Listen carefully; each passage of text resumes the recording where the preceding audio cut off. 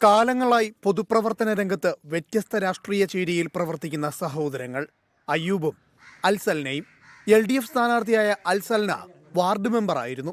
Congress block vice പ്രസിഡന്റായ അയ്യൂബിനോട് ഇത്തവണ വാർഡ് തിരിച്ചുപിടിക്കണമെന്ന് പാർട്ടി ആവശ്യപ്പെട്ടതോടെയാണ് മത്സര രംഗത്തിറങ്ങിയത്. 2010 തെരഞ്ഞെടുപ്പിൽ ഇടതുപക്ഷ ജനാധിപത്യ മുന്നണി സ്ഥാനാർത്ഥി ആയി സഹോദരി ഇവിടെ മത്സരിച്ചപ്പോഴും ഐക്യ ജനാധിപത്യ മുന്നണി സ്ഥാനാർത്ഥി ഇവിടെ ഞാൻ പ്രവർത്തിച്ച സ്ഥാനാർത്ഥി 97 വോട്ടിൻ്റെ UDF സ്ഥാനാർത്ഥി മേരിക്കുട്ടി ജോൺസണാണ് ഈ വാർഡിൽ വിജയിച്ചത്. ആ മേരിക്കുട്ടി ജോൺസന്റെ വിജയത്തേക്കാൾ വലിയ ഒരു വിജയം എൻ്റെ വാർഡിലെ ആളുകൾ എനിക്ക് തരും എന്ന കാര്യത്തിൽ യാതൊരു സംശയവുമില്ല. തിരഞ്ഞെടുപ്പിൽ സഹോദര ബന്ധത്തേക്കാൾ രാഷ്ട്രീയവും നിലപാടുമാണ് പ്രധാനമെന്നാണ് അൽസൽനയുടെ പക്ഷം. എനിക്ക് എൻ്റെ രാഷ്ട്രീയമാണ് വലുത്.